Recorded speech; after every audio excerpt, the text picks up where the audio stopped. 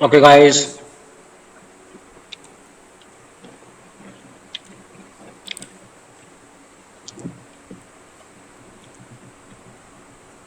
Little tradition, great tradition, ये सारे part ये हिस्सा बनते हैं विलेज स्टडीज का।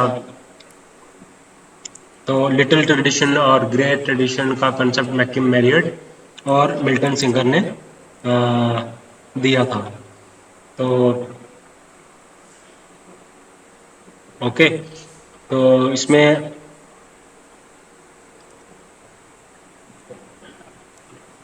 Structure and change in Indian society Milton singer की बुक थी, और विलेज इंडिया मैकम मेरिड की बुक थी, जिसमें इन्होंने लिटिल ट्रेडिशन और ग्रेट ट्रेडिशन के बारे में डिटेल में डिस्कस किया था। उसके बाद आता है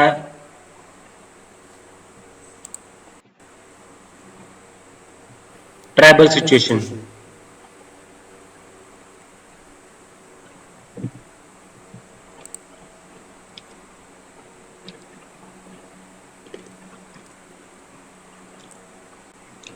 एलजी मॉर्गन ने एलजी मॉर्गन ने डिफाइन किया था ट्राइब को। Tribe is basically collection of clans in इस बुक एंशिएंट सोसाइटी। ठीक है, structure and change in Indian villages, village India study की, ट्रेडिशन दिया, ग्रेट ट्रेडिशन दिया। उसके बाद एच मॉर्गन ने बुक लिखी एंशिएंट सोसाइटी, ट्राइब्स की डेफिनेशन दी। ओके,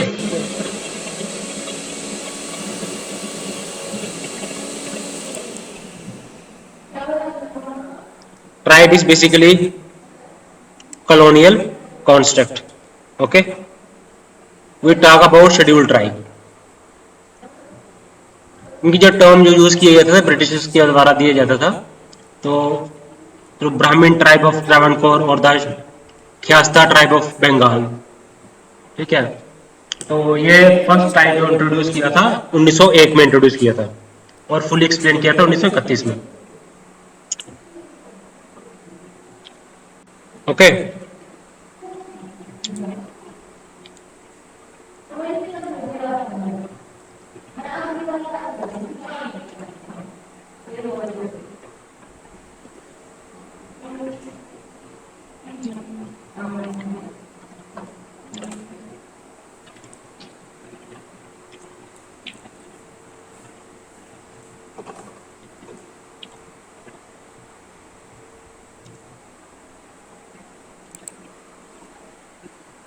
और इंडिजिनस फिनिश पीपल का कॉन्सेप्ट दिया था यूएन कन्वेंशन ने।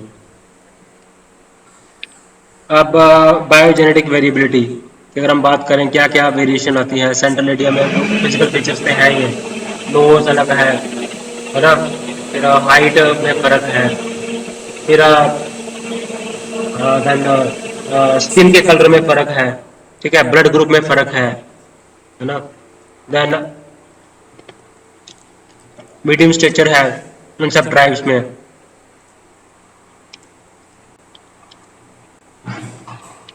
अब इंडियन ट्राइब्स की डिस्ट्रीब्यूशन दी हुई है, north and north eastern zone में दी हुई है, सेंट्रल जोन है, मिडिल जोन है, साउथ जोन है, ईस्ट वेस्ट जोन है।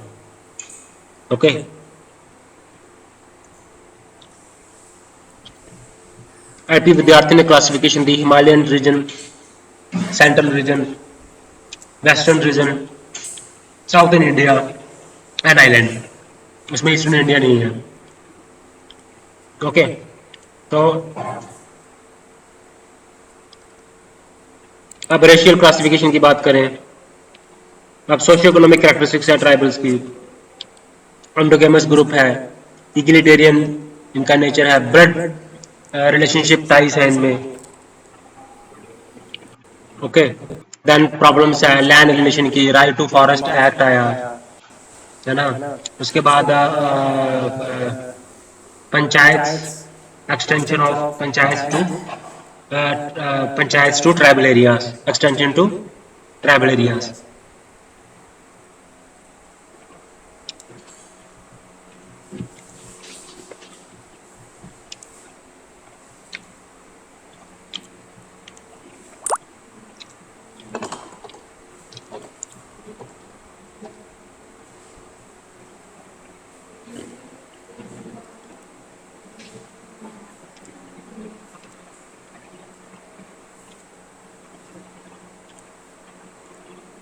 अब रिहेबिलिटेशन का इशू आ रहा है, फॉरेस्ट पॉलिसी इनके लिए आई, फॉरेस्ट पॉलिसी एक्ट 2006, अर्बनाइजेशन का इनके ऊपर इम्पैक्ट हुआ, इनकी सोशल लाइफ के ऊपर इम्पैक्ट हुआ, इनका इकोनॉमिक लाइफ के ऊपर इम्पैक्ट पड़ा, इनके रिलीजियस लाइफ के ऊपर इम्पैक्ट पड़ा, तो अर्बनाइजेशन हुई, इंडस्ट्रियलाइजेशन हुई, है ना, तो ये इम्पैक्ट पड़ा इनके ऊपर।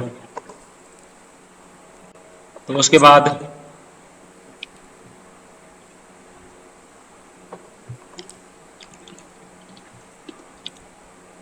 फिफ्थ शेड्यूल है। अब शेड्यूल का कॉन्स्टिट्यूशन सेफगार्ड्स कौन कौन से शेड्यूल ट्राइब्स के लिए, फिफ्थ शेड्यूल है, देन सिक्स्थ शेड्यूल है, क्योंकि कॉन्स्टिट्यूशन में इनको डिफाइन किया हुआ है आर्टिकल 340।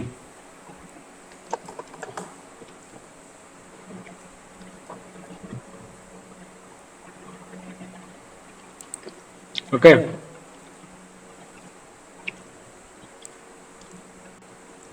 अंडर आर्टिकल 366 कहता है शेड्यूल कास्ट वो ट्राइब्स हैं जो कि इंक्लूडेड हैं लिस्ट में अंडर आर्टिकल 342। दो आर्टिकल याद रखने हैं, 366 एंड 342। इनके इकोनॉमिक अब कैसे इम्पावर किया जा रहा है, इनको एजुकेशनली इम्पावर किया जा रहा है, इकोनॉमिकली इम्पावर किया जा रहा है, एम्प्लॉयमेंट प्रोवाइड की जा रही है। ओके, तो इनको सोशली इम्पावर किया जा रहा है।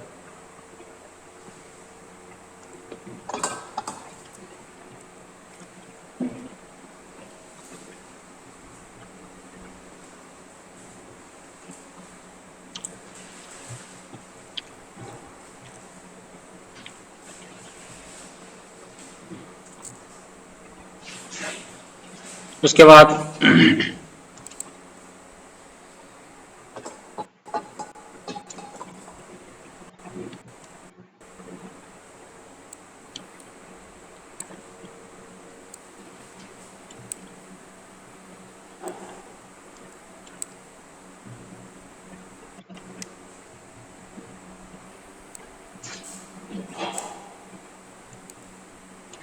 उसके बाद सोशल चेंज है, कंटेम्प्रेरी ट्राइबल सोसाइटीज है, impact of modern democratic institution. ठीक है, social change and contemporary tribal societies, positive impact पड़ा है ना, तो एम्पावरमेंट हुई, अवेयरनेस हुई है, कंसेप्ट ऑफ एथनिसिटी, एथनिसिटी क्या चीज है, एथनिसिटी को डिफाइन किया, ऐसे लोग जो कि शेयर रिलीजन करते हैं, शेयर हिस्ट्री शेयर करते हैं, लैंग्वेज शेयर करते हैं, लाइफस्टाइल शेयर करते हैं, एथनिक ग्रुप।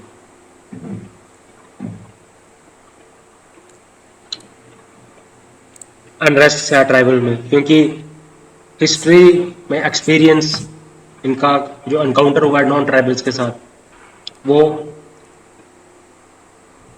कुछ इतना सही नहीं था।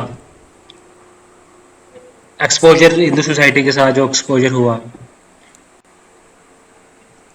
है ना, इंडस्ट्रियलाइजेशन हुई, अर्बनाइजेशन हुई, अनफेयर ट्रीटमेंट बोलते हैं कि अनफेयर ट्रीटमेंट दी जाती है हमको गवर्नमेंट के द्वारा, लेवल ऑफ एजुकेशन,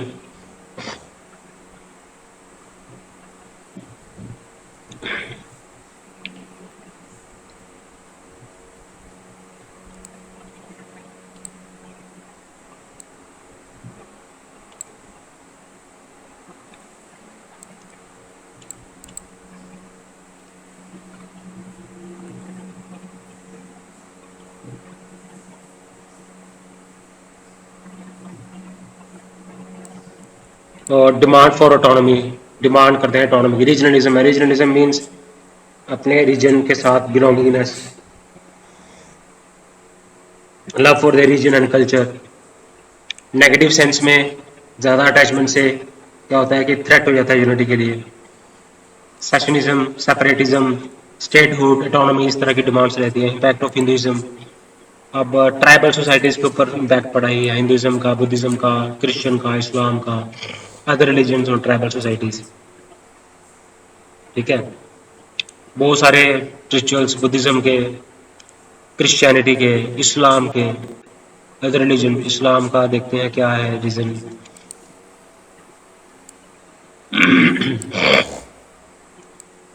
लक्षद्वीप के बड़े सारे ट्राइब्स जो थे वो इस्लाम में कन्वर्ट हो गए। अब इस्लाम में जो सैयद से जो ब्राह्मण थे वो सैयद्स बन गए, जो मुगल्स जो क्षत्रियास थे वो पठान्स बन गए, या फिर मुगल्स बन गए, तो कन्वर्ट्स हो गए। ये इंडियन सोसाइटी के ऊपर क्या असर रहा, बाकी मुस्लिम्स का, बुद्धिज़्म का, क्रिश्चियनिटी का, क्रिश्चियंस में कन्वर्ट हो गए, ट्राइबल सोसाइटीज़ के ऊपर इन सब रिलीजन्स का क्या असर हुआ। ओके, किस तरह से ट्राइबल एरियाज का एडमिनिस्ट्रेशन कैसे हुआ, कॉलोनीज ने कैसे एडमिनिस्ट्रेशन किया, जे हटन थे, है ना।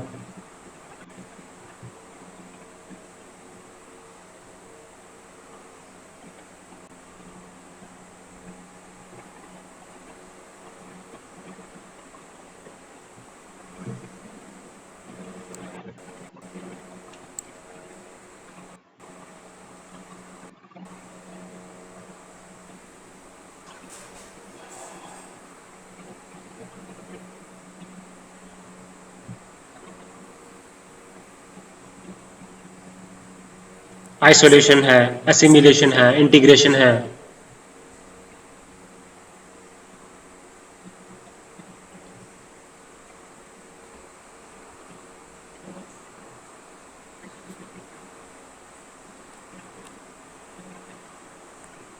Okay,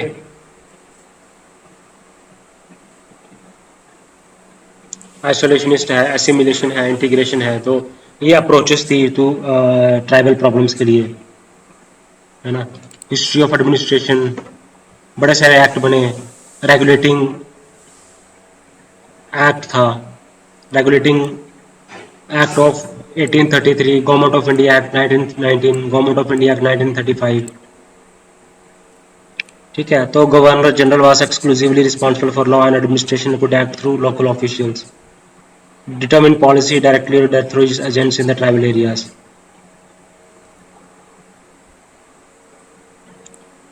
India remained isolated from the mainstream of national life. Tribal areas were key, pre-secluded and cut off from the rest of the people. They इनकी pre-independence जो इनको cut off था ये totally, ठीक है, तो इनको अलग ही रखा। तो, तो जो basically जो ये अगर history of administration of tribal areas, policies क्या थी, अप्रोचेस क्या थी, आइसोलेशनिस्ट अप्रोच थी, एसिमिलेशन अप्रोच थी,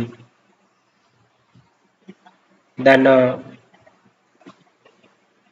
isolationist approach थी, assimilation approach थी, integration approach थी. Integration is somewhere between isolation and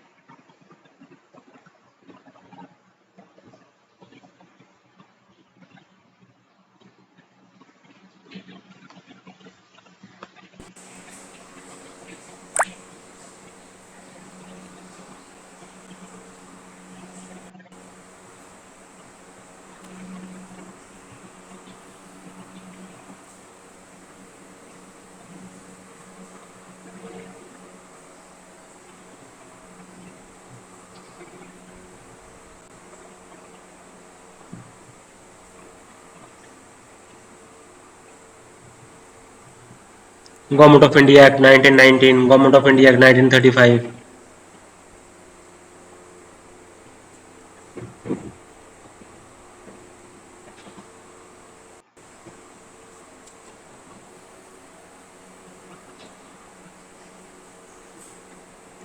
Fifth schedule have been further legal and administrative reinforcement in the form of provisions of Panchayat Extension to Scheduled Areas Act 1996. फिर tribal सब plan very relevant ने propose किया था, LP विद्यार्थी ने propose किया था, tribal सब प्लान होना चाहिए for rapid socio economic development of the tribal areas. NGOs ने रोल प्ले किया, है ना।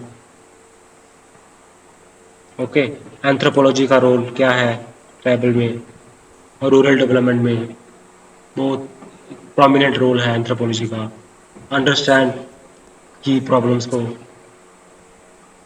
है ना। एंथ्रोपोलॉजी ने उनको इश्यूज को एड्रेस किया, क्योंकि एंथ्रोपोलॉजी एक कॉम्प्लेक्स आता है ट्राइबल ट्राइब कास्ट कॉन्टिन्यूम आता है कि किस तरह से nation man nature man spirit complex होता है, किस तरह से ट्राइबल जो है वो फॉरेस्ट के ऊपर डिपेंडेंट होते हैं। शिफ्टिंग कल्टीवेशन को कहा कि उनका उनका कल्चर है ये, उनको कल्चर को समझने में हेल्प की।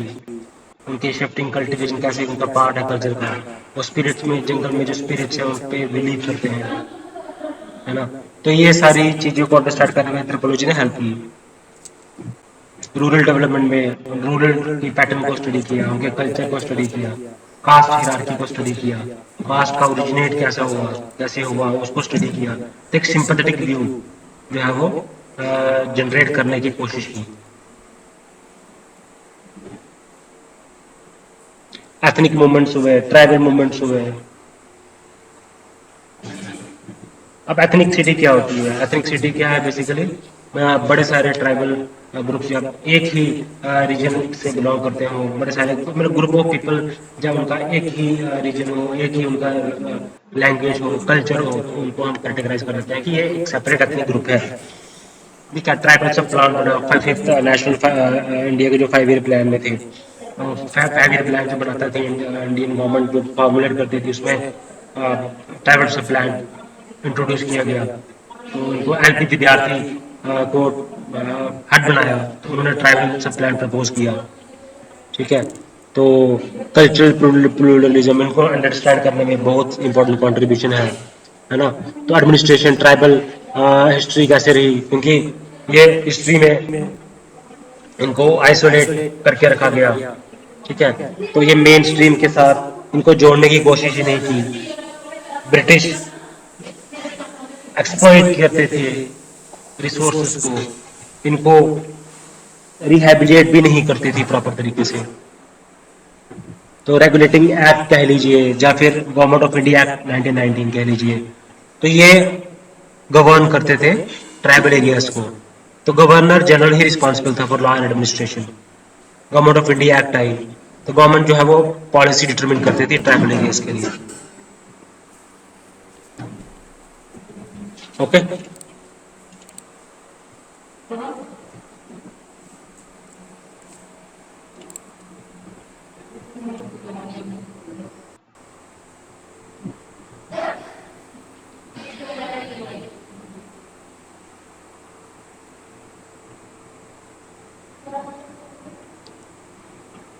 फिर रामापिथिकस की स्टडी की।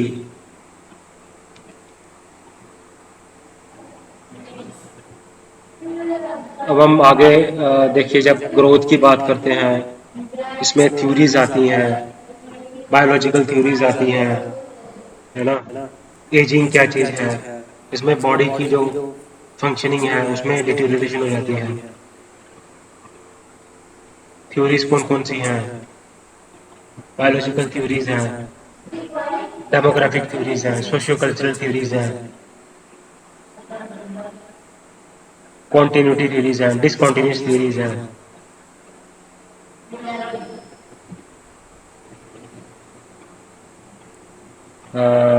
बायोलॉजिकल सेल थ्योरी है, माइटोकॉन्ड्रियल थ्योरी है। ओके, देन फर्टिलिटी क्या है, फिकंडिटी क्या है? Fertility basically fertility is the ability to bear child and fecundity is the capacity to bear child. Menopause and menarche के बीच के टाइम पीरियड को फर्टिलिटी पीरियड मानते हैं। तो एज पे फैक्टर करता है, सोशियो इकोनॉमिक कंडीशन पे फैक्टर जो है वो social economic social factor play करता है रोल, न्यूट्रिशनल फैक्टर्स प्ले करता है रोल, एंड इकोनॉमिक फैक्टर से रोल प्ले करता है।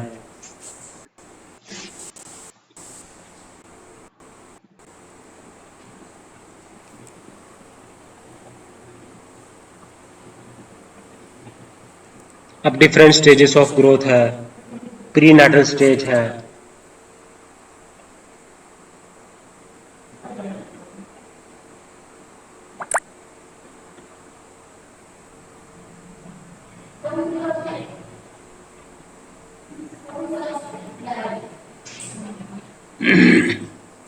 नेटल स्टेज है, इन्फेंट स्टेज है, चाइल्डहुड स्टेज है, अडल्टहुड स्टेज है, मैच्योरिटी स्टेज है, सेनेसेंस स्टेज है।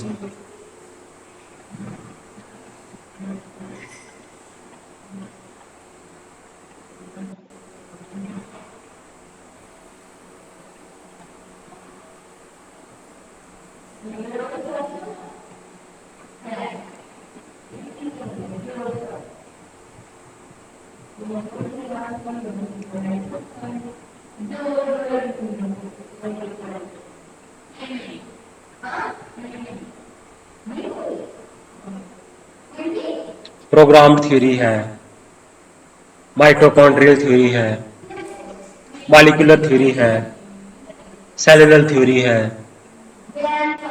सोशल थ्योरी है, डिसएंगेजमेंट थ्योरी है, एक्टिविटी थ्योरी है,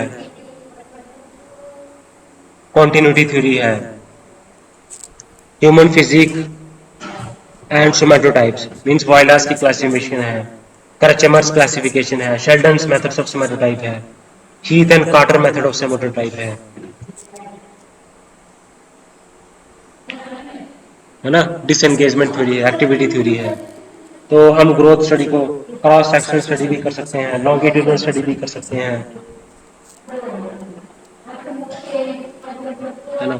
तो डेमोग्राफिक थ्योरीज हैं, तो बायोलॉजिकल थ्योरीज हैं, सोशल थ्योरीज हैं, कल्चरल थ्योरीज हैं, एजिंग की भी थ्योरीज हैं, वो भी बायोलॉजिकल थ्योरीज हैं उधर भी, और सोशो कल्चरल थ्योरीज हैं, और डेमोग्राफिक थ्योरीज में भी बायोलॉजिकल थ्योरीज हैं, सोशल थ्योरीज हैं, कल्चरल थ्योरीज हैं, जिसमें डाइट थ्योरी है,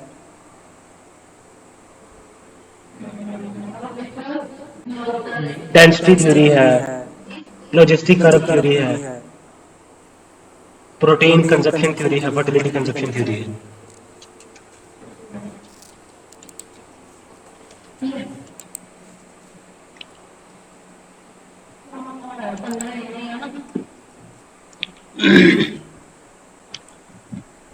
डेमोग्राफिक थ्योरीज में बायोलॉजिकल थ्योरीज हैं, इसमें इसमें सोशियो कल्चरल थ्योरीज भी आती हैं, जिसमें protein consumption theory, fertility function theory, logistic of theory, diet theory and density theory, logistic of theory. Then socio cultural theories में आती हैं Malthusian theory, theory of social capillarity and theory of prosperity, theory of social capillarity, theory of prosperity. Then economic theories, theory of intergenerational wealth flow, then consumer durable models and cost benefit analysis, consumer durable models, then theory of intergenerational wealth flow. These are the socio-economic theories, economic theories. And then comes social theories. उसमें आ जाते हैं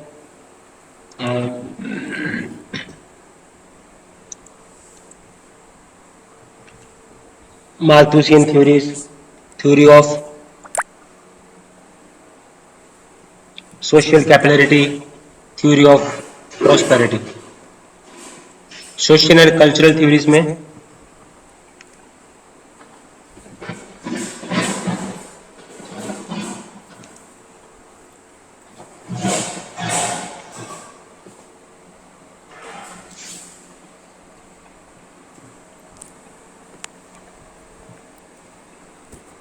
वो charger चाहिए होगा थोड़ी देर में, दूसरा charger ले लो छोटा।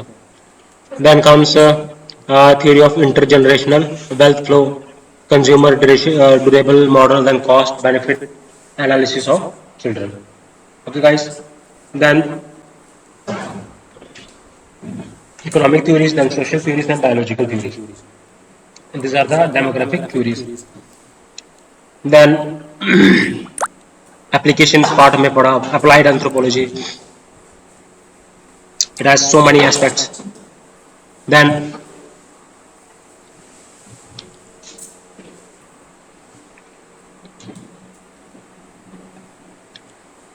it has many aspects. Archaeological में एग्जीबिशन में इसका यूज होता है, जेनेटिक स्टडी में इसका यूज होता है, देन ग्रोथ एंड डेवलपमेंट में इसका यूज होता है, देन हम वेरियस डेमोग्राफिक थ्योरीज को एनालाइज करते हैं, चाहे वो बायोलॉजिकल थ्योरीज हो या सोशल थ्योरीज हो, है ना। तो diet theory, protein consumption theory, logistic of theory, then Malthusian theory, then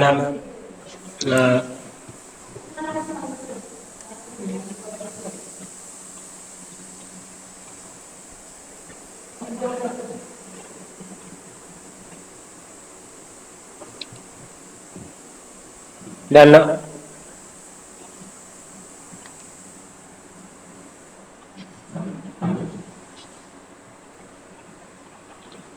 okay guys, आगे बढ़ते हैं।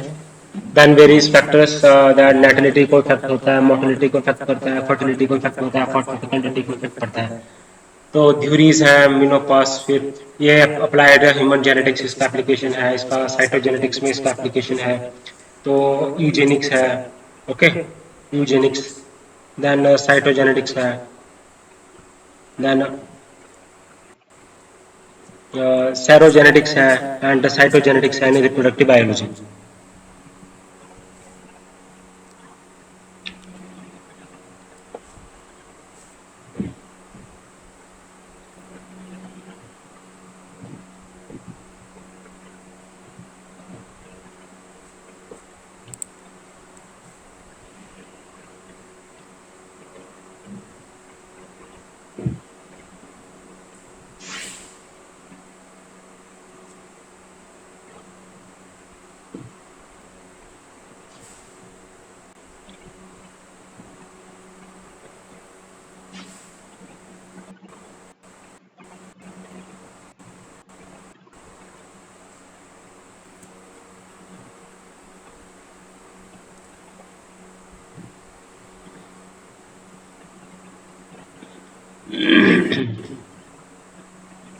मिनोपास का रेलेवेंस क्या है, मिनोआर का रेलेवेंस क्या है, and other bio events to fertility क्या है, फर्टिलिटी पैटर्न्स क्या है, एंड डिफरेंशियल्स क्या है, fertility means the end what is demographic theories क्या है इसमें।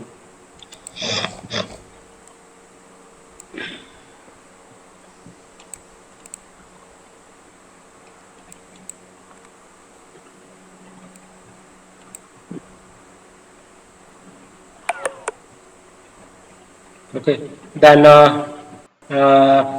स्पोर्ट्स एंथ्रोपोलॉजी में इसका हेल्प मिलती है इसकी। Then various you can say theories, ageing biological theories हैं, देन सोशल थ्योरीज हैं, देन डेवलपमेंटल थ्योरीज हैं, ओके, डिसएंगेजमेंट थ्योरी है, एक्टिविटी थ्योरी है, कॉन्टिन्यूटी थ्योरी है, social theories, then Malthusian theories है, ओके, देन लॉन्गिट्यूडनल स्टडी है, cross sectional study हम करते हैं, मेथडोलॉजी हम स्टडी करते हैं ग्रोथ में, क्रॉस सीक्वेंशियल स्टडी है,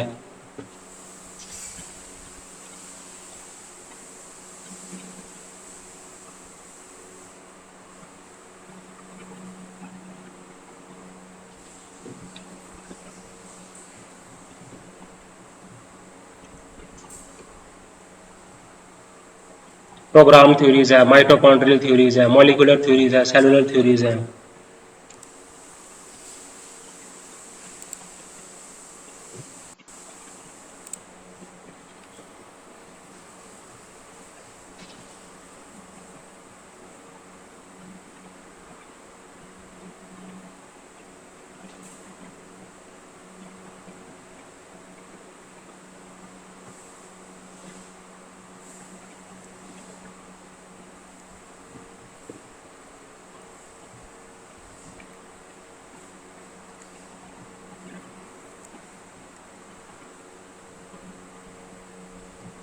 ग्रोथ एंड डेवलपमेंट है, ओके।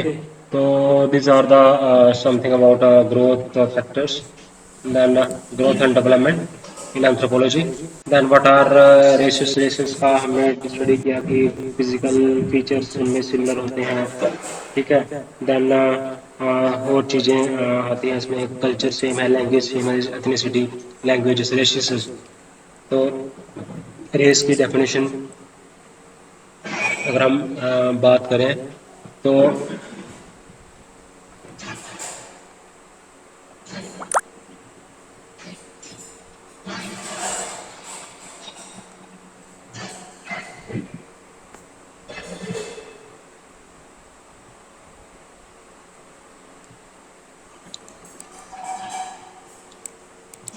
रेस क्या है? रेस एशले मोंटेगू जो है वो रेस है. तो that differs from others, with respect to certain gene frequencies.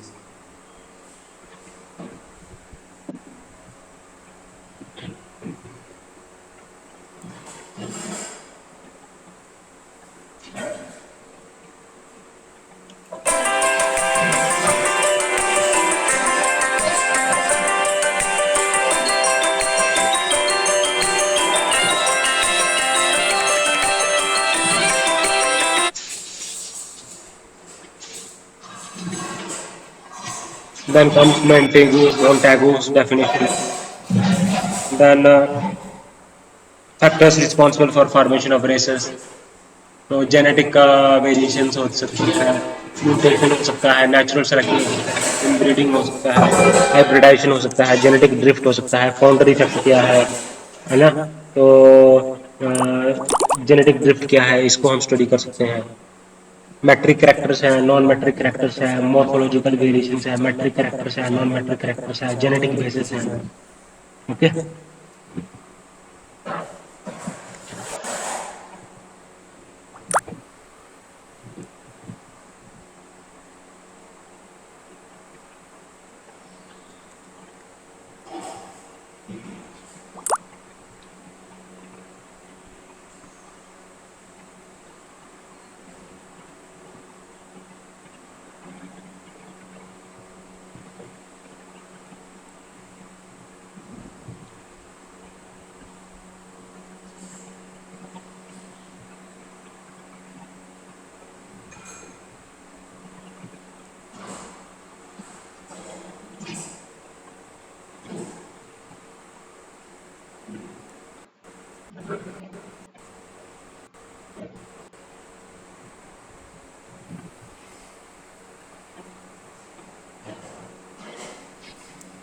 Ethnicity क्या चीज है?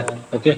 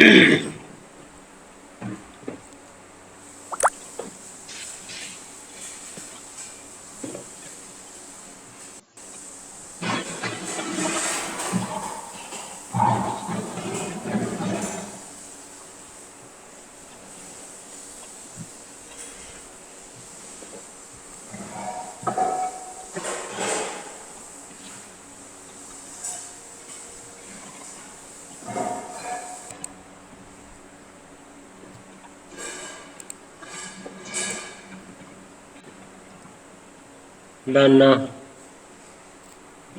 नेचुरल सिलेक्शन है, म्यूटेशन है, इंडिविजुअल डिफरेंसेस है, एनवायरमेंटल फैक्टर्स है, बायोलॉजिकल बेसिस है ना। तो हम क्या क्या न्यूमेट्रिक कैरेक्टर्स होते हैं रेशेस में, हम नेशनल इंडेक्स लेते हैं, हम क्रेनियल इंडेक्स लेते हैं, हम सिफेलिक इंडेक्स लेते हैं, हेड को हम बोलते हैं सिफेलिक इंडेक्स, और बॉडी स्ट्रक्चर को लेते हैं, बॉडी स्ट्रक्चर कैसी है, बॉडी बिल्ड कैसा है, मीन स्ट्रक्चर कैसा है।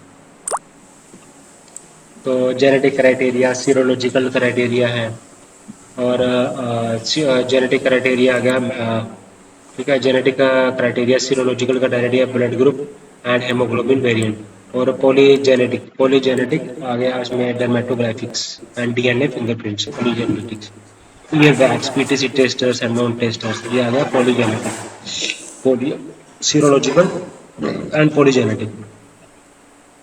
ये सब हमारे क्राइटेरिया हैं रेसेस को डिफाइन करने के।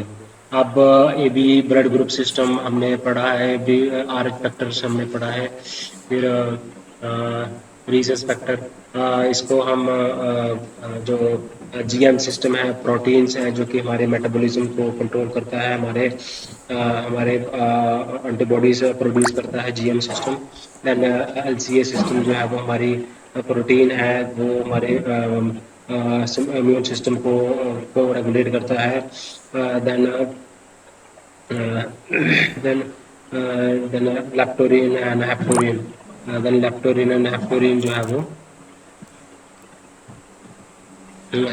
सिंपल जो एग्जांपल है इसकी हेप्टोग्लोबिन, हेप्टोग्लोबिन और जो ट्रांसफेरिन है, haptoglobin basically haptoglobin and transferrin जो सिंपल एग्जांपल्स हैं। हेप्टोग्लोबिन ट्रांसफेरिन जो है वो एग्जांपल्स हैं जीएम सिस्टम का। जीएम बेसिकली है टाइप ऑफ, ये हमारे बॉडी के अंदर प्रोटीन है जो कि हमारे रेगुलेट करते हैं बॉडी को। ओके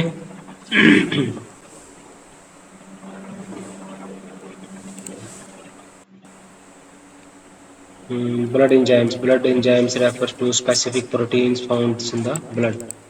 तो ये क्या है बेसिकली, बायो ब्लड एंजाइम्स क्या है बेसिकली,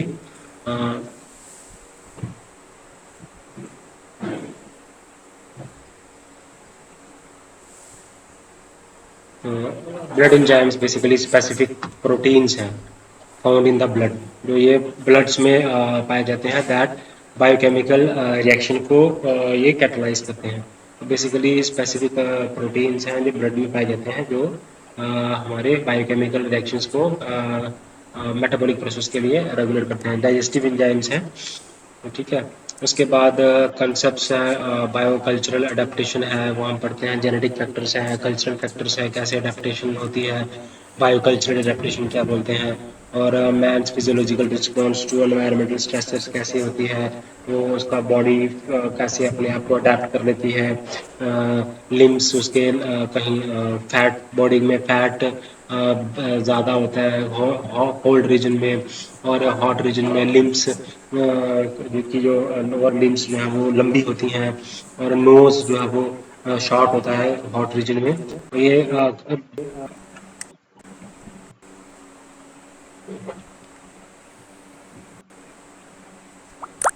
एक्लिमेटाइजेशन है, देन बायोलॉजिकल अडेप्टेशन है, कल्चरल अडेप्टेशन है।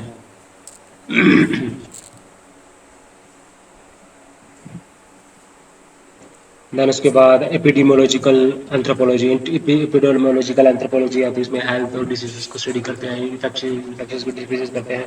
इकोलॉजिकल एंथ्रोपोलॉजी आती है, एनवायरनमेंट को स्टडी करते हैं, एपिडेमियोलॉजिकल एंथ्रोपोलॉजी है। फिर उसके बाद आती है then man's physiological anthropology, physiological characteristics क्या है, हेमोग्लोबिन लेवल वेरी करता है, ब्लड बॉडी फैट वेरी करती है, पल्स रेट जो है वो वेरी करता है।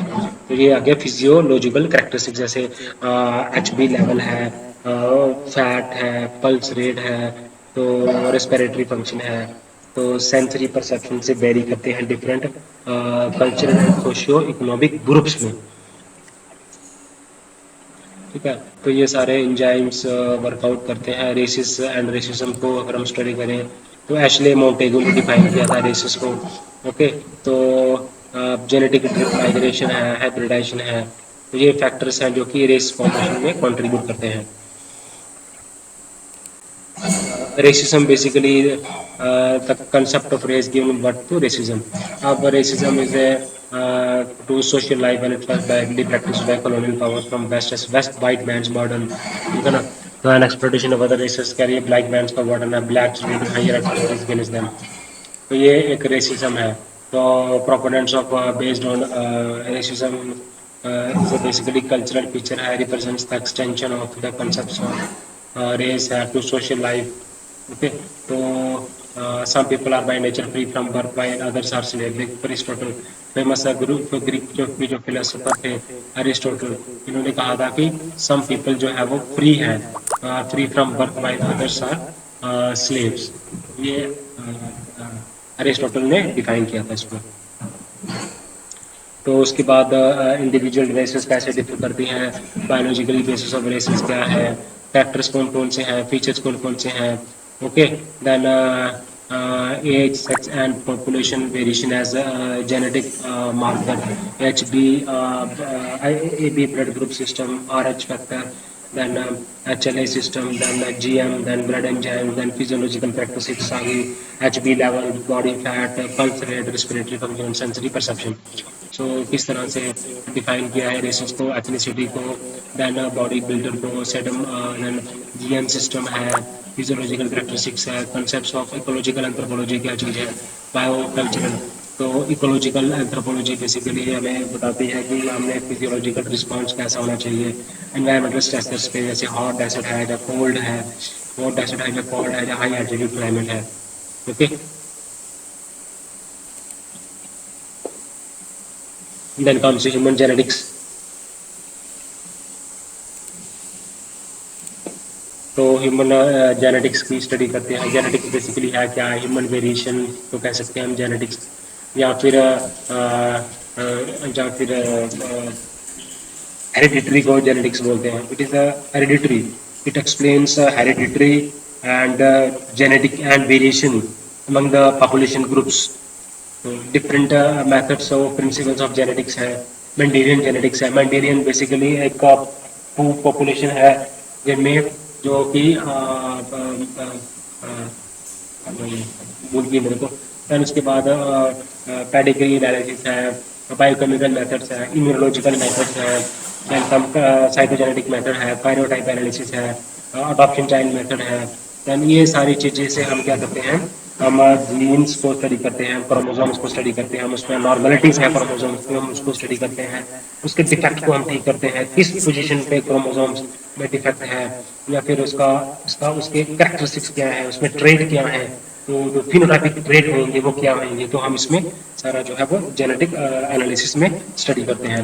अब मेंडेलियन जेनेटिक्स की बात करें तो मेंडेलियन ने प्रिंसिपल ऑफ हेरिडिटरी को स्टडी किया था, इसका फादर ऑफ जेनेटिक्स. तो इन्होंने लॉ ऑफ सेग्रीगेशन को स्टडी किया और लॉ ऑफ इंडिपेंडेंट असॉर्टमेंट जो है वो प्रिंसिपल्स दिए इन्होंने. ठीक है. उसके बाद साइटोजेनेटिक मेथड है, फिर क्रोमोसोमल एंड कैरियोटाइप एनालिसिस है, बायोकेमिकल मेथड्स है, ठीक है, इम्यूनोलॉजिकल मेथड्स है, डीएनए टेक्नोलॉजी है एंड रिकम्बिनेंट डीएनए टेक्नोलॉजी है. ठीक है. मेंडेलियन जेनेटिक्स है इन मैन फैमिली स्टडी. ठीक है. मेंडेलियन जेनेटिक्स है इन मैन फैमिली स्टडी. तो क्या है Mendelian genetics? Mendelian genetics in man family study. तो सिंगल फैक्टर है, मल्टी फैक्टर है, लीथल है, सब लीथल है, पॉलीजेनिक इनहेरिटेंस है. तो Mendelian genetics in man family study, single factor है.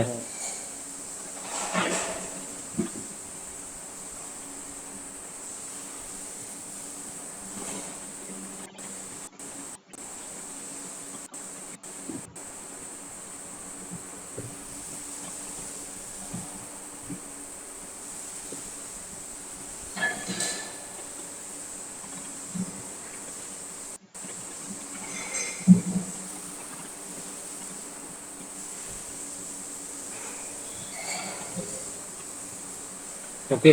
तो फास्टर साइड है, ट्विन मेथड है, ह्यूमन जेनेटिक्स है.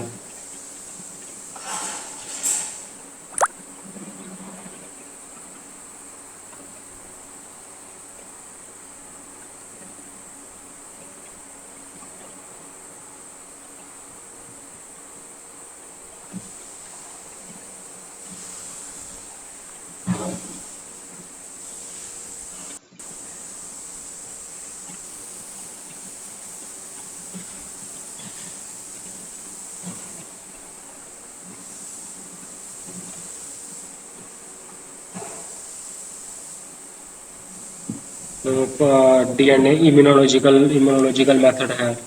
ठीक है. बायोकेमिकल मेथड है, प्रोटीन इलेक्ट्रोफोरेसिस है, इम्यूनोलॉजिकल मेथड है. तो साइटोजेनेटिक मेथड है, क्रोमोसोमल एंड कार्योटाइप एनालिसिस है.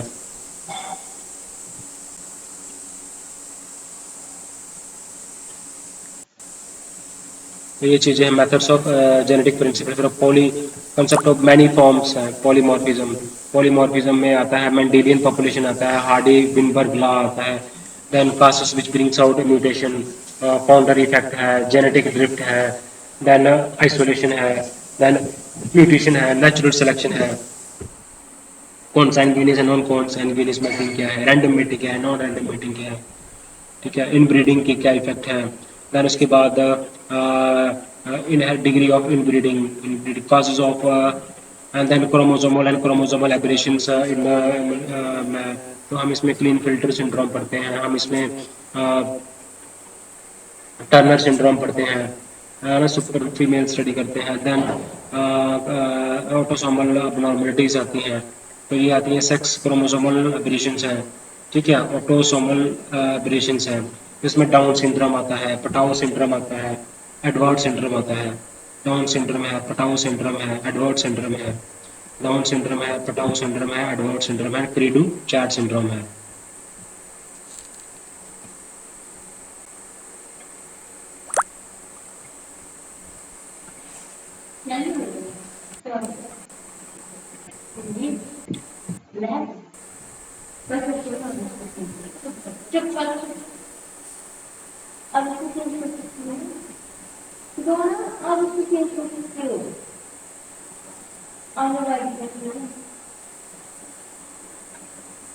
Then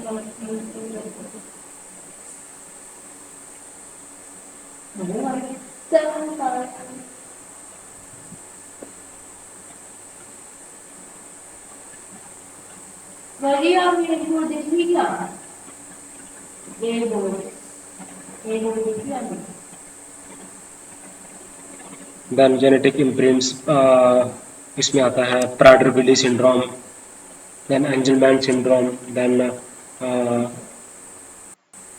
Russell-Silver syndrome, then Angelman syndrome, then Prader-Willi syndrome. Genetic imprints, it is because of genetic imprints.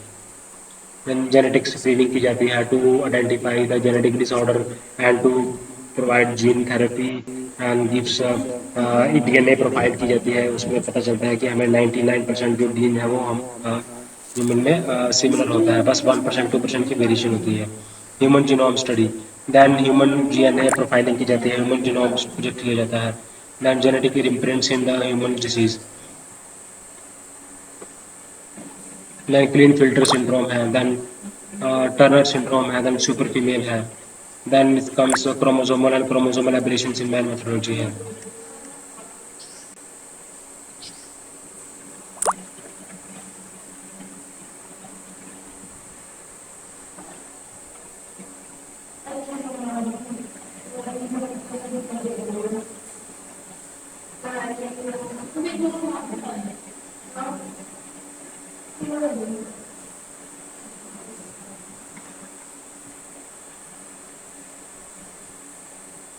Category autosomal dominant भी हो सकता है, ऑटोसोमल रिसेसिव भी हो सकता है, एक्स ऑटोसोमल रिसेसिव भी हो सकता है, एक्स रिसेसिव भी हो सकता है, एक्स डोमिनेंट भी हो सकता है. तो there are types of category.